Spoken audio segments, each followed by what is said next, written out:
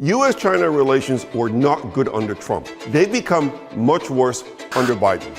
Indeed, things have gotten so bad between the two largest economies in the world that it's difficult to see any possibility of reconciliation in the foreseeable future.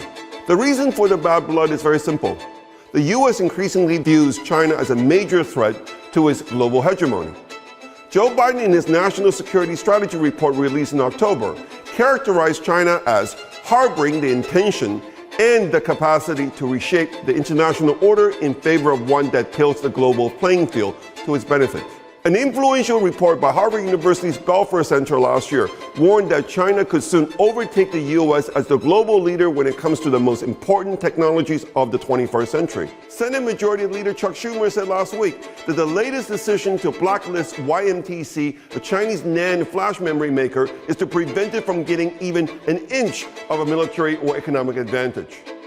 YMTC is not accused of intellectual property theft. Its sin was that it was being considered by Apple as a supplier of memory chips for future iPhones. With anti-China sentiment rising in Washington, a growing number of U.S. companies are reshoring their production, bringing back manufacturing jobs from China to the U.S. What is the significance of this trend? What does it mean for U.S. inflation and interest rate outlook in 2023? What does it mean for home prices in the stock market? How can you take advantage of and profit from this trend? Hi, I'm David Wu, a former Wall Street strategist with a 20-year track record of making actionable predictions about major global change. Welcome to The Money Game, where I take on groupthink, propaganda, and conspiracy theories in my critical analysis of markets, economics, and politics. Before we begin, please hit subscribe and the bell button so that you'll be notified when a new video comes out. 2022 was a record year for reshoring. The Reshoring Initiative, an advocacy group, reports that 350,000 jobs were brought back to the U.S., mainly from China. What's more, this trend is expected to continue in 2023. 1,800 companies are planning to reshore to the U.S. alone, according to the Reshoring Initiative, and that by European companies expected to pick up strongly next year. U.S. manufacturing employment has increased by 380,000 through November this year. The average monthly increase of manufacturing jobs over the past 12 months is near the highest level recorded over the past 20 years. Even more striking is the surge in job openings in manufacturing that stood at 750,000 in November. It is easy to dismiss these numbers as small relative to the size of total U.S. labor force of 164 million people. After all, manufacturing has shrunk so much that manufacturing employment only accounts for 8% of total U.S. employment these days. However, and with that said, manufacturing is far more important than it looks. This is because, first, manufacturing supports a lot of non-manufacturing jobs. Indeed, the gross output of manufacturing still counts for about 1/3 of U.S. gross domestic product GDP. The implication is that for every job reshored back from China, it may help create additional 2 to 3 jobs in supporting industries. Second, manufacturing jobs are often well-paid jobs. A manufacturing worker earns about $30 an hour, 10% higher than a transport worker, 25% more than a retail worker, and 50% more than a worker in the leisure and hospitality sector. Third, manufacturing jobs normally do not require completion of expensive higher education. The majority of American manufacturing workers do not have a bachelor's degree. The combination of these factors, well-paid manufacturing jobs and no requirement of a college degree, means that reshoring could help improve income inequality.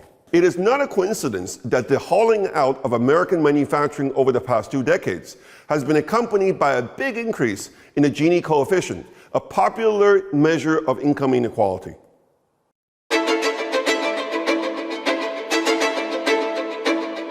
In theory, reshoring could foster social harmony, but unfortunately, it could not have come at a worse time. This is because with the unemployment rate near record low, there's very little slack in the U.S. labor market for these job openings to be filled. In fact, the labor force has been stagnant this year, with as many people leaving the labor market as people joining it. As a result, wages are already increasing at their fastest rate in 20 years. Indeed, notwithstanding signs of an economic slowdown, wage growth is up for 3 straight months to November. Rising wages combined with falling labor productivity means rising unit labor cost. Rising unit labor costs, in turn, is pushing up inflation. Core inflation, excluding food and energy, has been rising at its fastest rate in 30 years. Indeed, reshoring is likely one of the culprits behind the acceleration of U.S. inflation in 2022. In this respect, it is one of the reasons why the Federal Reserve has been embarking on one of the most aggressive interest rate hikes in decades. It is one of the reasons why mortgage rates have shot up to their highest level in 20 years. But politicians are keeping mum about the price of bringing jobs home. More jobs means faster income growth, but higher inflation means lower housing affordability, among other things. The great irony is that while the reshoring drive from China has boosted the bargaining position of American manufacturing workers, they now have to work many more years in order to buy a home. They and everyone else, of course. Tragically, and once again, there is no free lunch.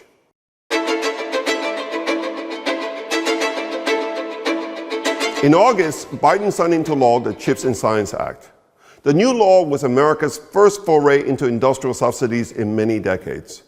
The law puts up $39 billion of taxpayers' money to coax some of the most successful companies on the planet to build more semiconductors in the United States.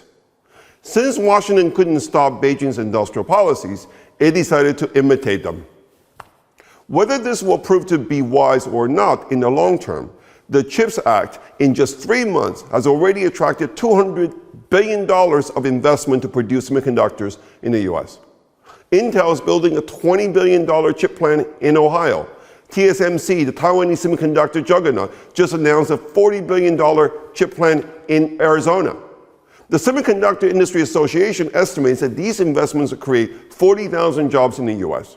More importantly, each of these jobs could potentially create 5.7 additional jobs. This should be welcome news, except for the fact that there are serious concerns about the ability of these new plants to find qualified workers. Technology industries cannot run an investment alone. It requires an educated workforce. But only 7.2% of American university students choose to study engineering, the lowest among major developed countries, not to mention China and India. Given 25% of U.S. STEM graduate students and 15% of STEM undergraduates are Chinese, the pool of desirable and qualified candidates for these jobs is even smaller. There is a new sense of urgency in Washington that to take on China, America needs to invest in more engineers. But this reorientation will take time, likely a very long time, years, because the problem begins at the bottom of the educational ladder. OECD ranks the mathematical performance of American 15-year-olds in the last place among major developed economies.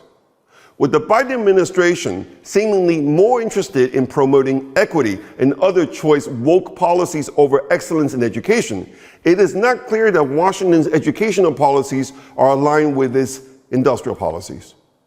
Meanwhile, Americans will pay more taxes to pay more for computers and cell phones. The founder of TSMC recently declared that free trade is over and that it would cost 50% more to produce chips in the US than in Taiwan. Does this mean that iPhones will become more expensive? I think you already know the answer.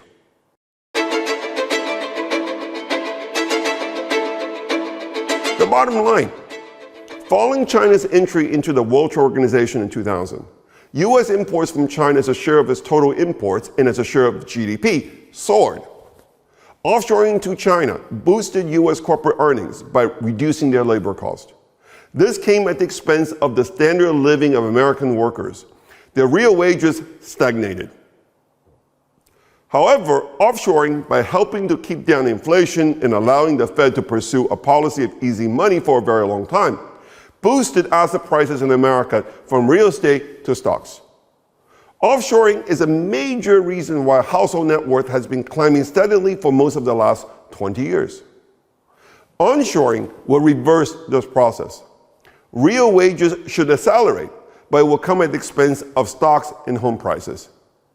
Whether America will be better off or not in the end is a moot point.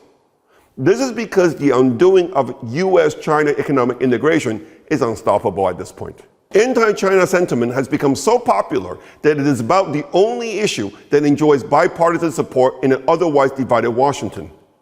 The fear of the new yellow peril is such that even China's recent decision to increase production of a decade-old chip is sending alarm bells ringing in Washington. With TikTok overtaking YouTube's total watching time, Washington is now closing in on a total ban of the Chinese app. 2023 will likely see more sanctions and more restrictions on China. It is reasonable to assume that Beijing will have to respond to America's new anti-China policies. It is reportedly considering a $140 billion subsidy program to encourage domestic semiconductor innovation. The tit for tat will get worse in 2023, and financial markets seem impervious to it, other than the fact that Intel stock price is down 50% year to date. I do not know who will be the winner in the end. If Intel sells fewer chips to China and it costs Intel more to produce each chip, then it will have less money to invest in R&D to stay ahead of Chinese competition. What I do know is that the decoupling between the US and Chinese economies will likely prove to be highly inflationary. What I do know is that inflation begets higher interest rates and lower stock and home prices. If you got something out of this program, please hit like and subscribe to my free YouTube channel.